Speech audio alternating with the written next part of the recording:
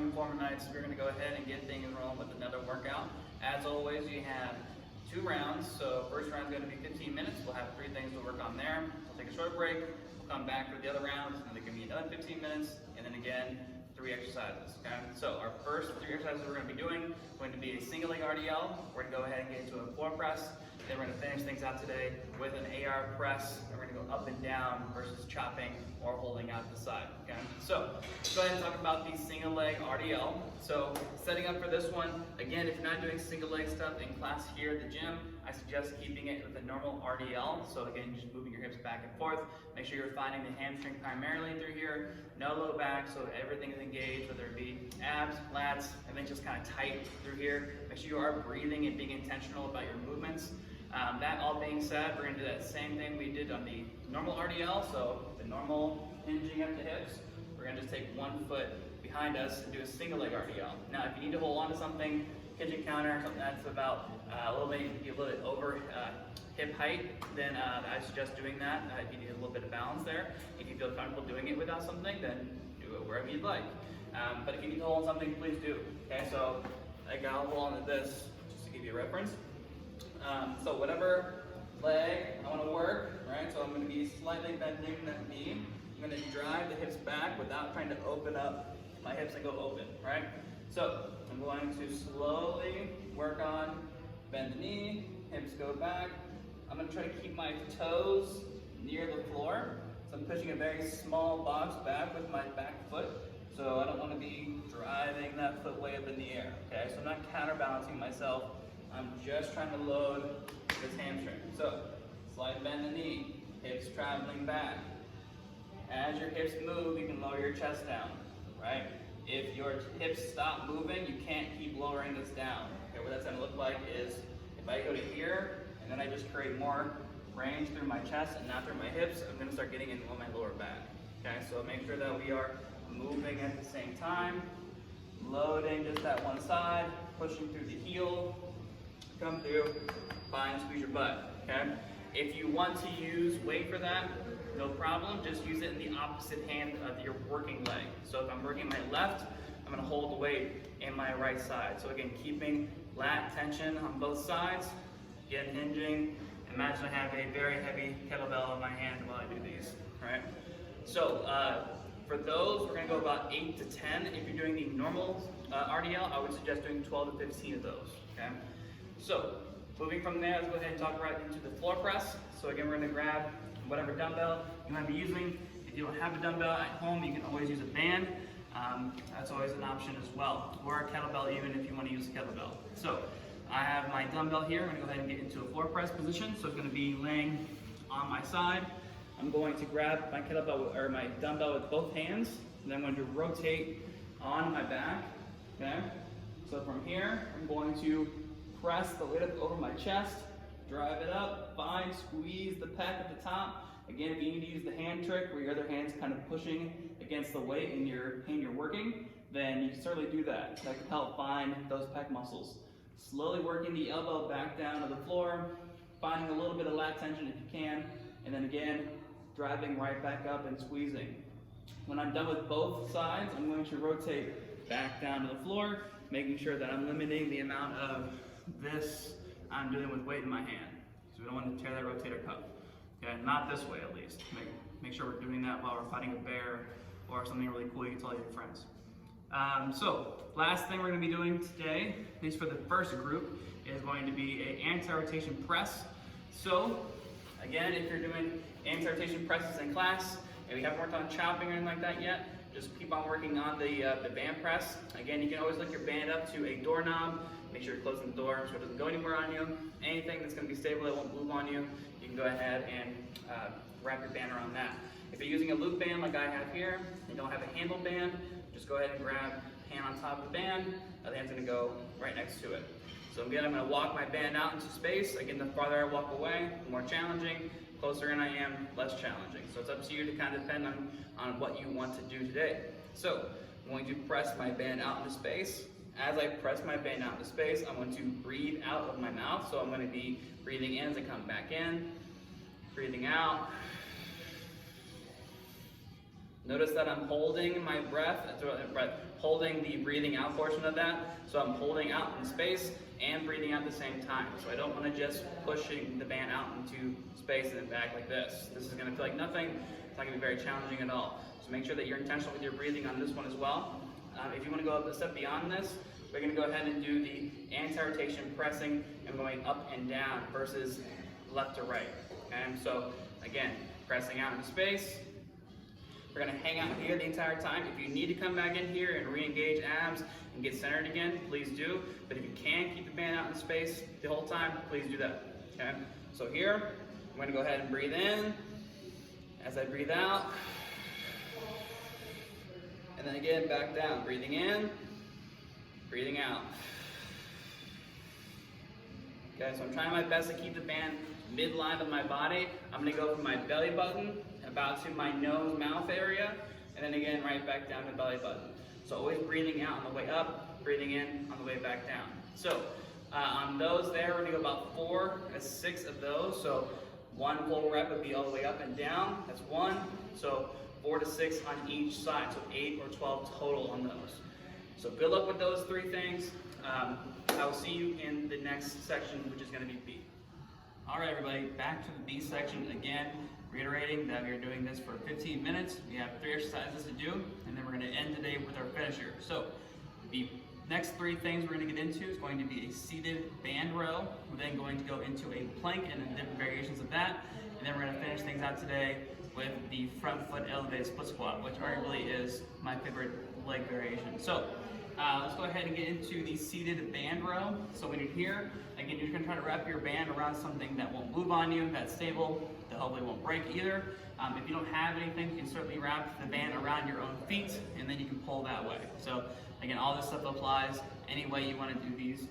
We are going to be doing about 8 to 10 of these, so make sure they are nice and tough. Make sure you're choking up on the band if you need to, and slowing that tempo down. Okay, so as you're pulling in, it'll be 2 or 3 seconds as you pull in, with a 2-second pause, and then 2 or 3 seconds on the eccentric of that. Okay, so again, changing the tempo will make things a little bit more challenging for you if they are not challenging as it is.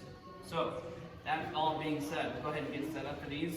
I'm going to wrap my band around the pole. So again, depending on how far away you're sitting is how challenging the exercise will be. I'm going to grab onto my band here. I'm going to pull directly into my chest. So I'm squeezing my shoulder blades together. So we do want the band to be moving, or sorry, you want your shoulder blades to be moving side to side like this way. So we're doing this and this, okay? We don't want to be doing this here, okay? So just think about moving your blades back and forth together. So let's grab onto the band, pulling back, squeezing your shoulder blades, slowly working the band away, and then again, pulling. So just how you would be doing like a push-up, same kind of deal here, nothing's changed. We want the shoulder blades to squeeze at the bottom, and then we want the shoulder blades to separate here. So we're reaching and stretching here, pulling and squeezing here. Okay, so like I said before, 8 to 10 of those. From there, let's go ahead and talk about today's plank variations.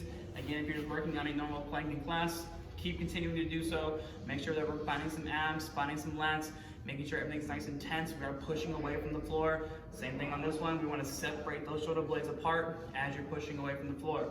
Whether that be on your wrists, or sorry, on your hands or on your forearms, does not matter to me. Whatever feels most comfortable for you at the given time. If you are doing some variations of that, we are going to be doing some walkouts. Okay, so let's talk about those. So go ahead and get up into our normal plank variation. Today I'm going to be doing it on my hands to demo these.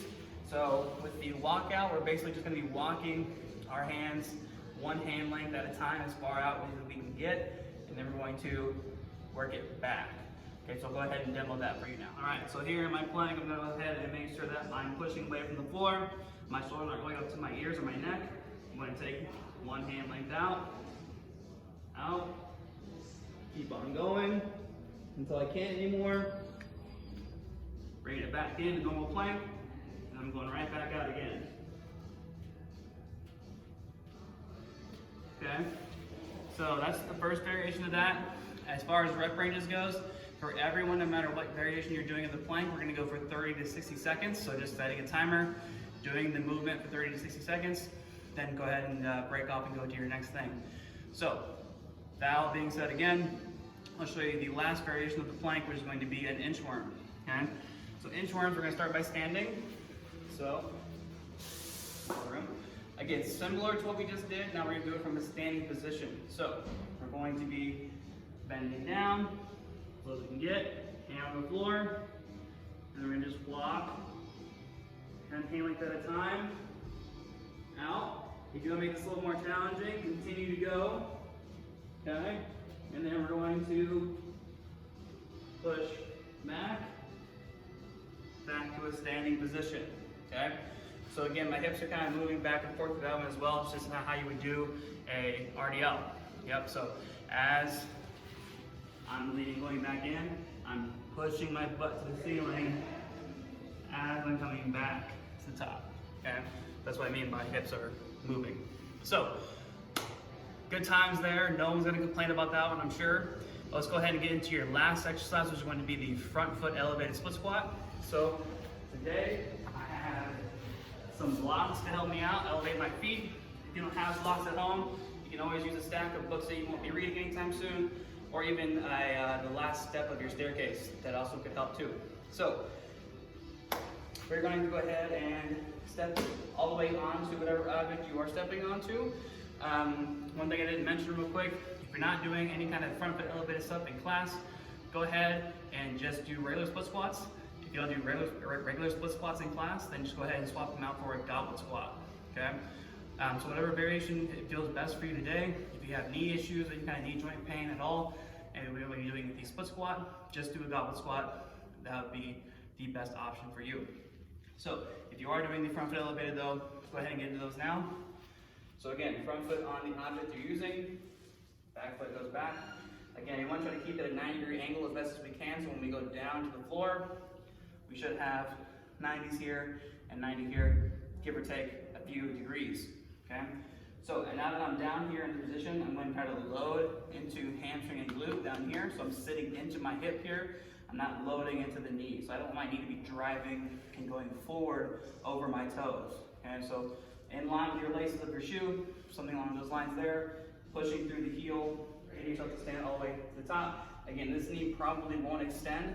So if you do that, more than likely you're going to load the back leg, and then you won't feel anything here. You'll feel all that work going on in the back. So back here, you want to feel everything up here. So I'm going to try to keep myself leaning over this knee as I go down. Knee should stay about almost vertical, maybe a slight lean forward, but mostly vertical. Pushing through your heel always, never your toes.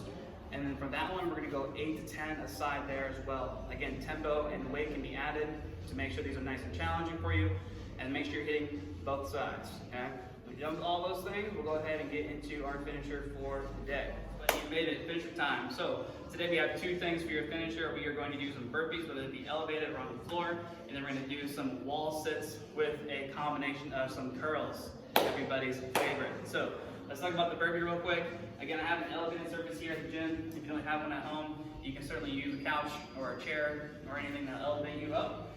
But from here, we're going to go ahead and place your hand on the object that you're using. Put your hands around the object you're going to use. You're going to kick your feet out into a plank position, whether it be walking your feet out to a plank or doing the hop out into a plank, hopping back in or walking back in, standing nice and tall, and then again, going back into it. So the higher your box is, the less challenging this will make it. So if this is a little too easy, you can always try to go a little bit lower than you're going currently. For those, we're going to keep it about 10 or 12 on the burpee. And then from there, like I said, we're going to go ahead and get into a wall sit with a curl, which I'll show you now. All right, everybody, we're sitting here in a wall sit. This is the second part of your finisher. We're going to be here for about 60 seconds, so get comfortable. Again, if you want to use the curling while you do this, if you don't have 2 dumbbells, you can always use a band to do this. So I'm going to put the band under my feet, like this. I'm going to go ahead and get set up, grabbing onto the band, sitting into my wall sit, and from here, I'm just going to curl the band up and down, okay? So this isn't hard enough for you as it is. You can always add load to your lap, whether it be a sandbag or a coach. Either way will work just fine, and then you can continue to do your arm pumping, Arnold Schwarzenegger type workout here, okay? So 60 seconds here, and then that'll be that. All right, everybody, enjoy, and I'll see you hopefully in the gym soon.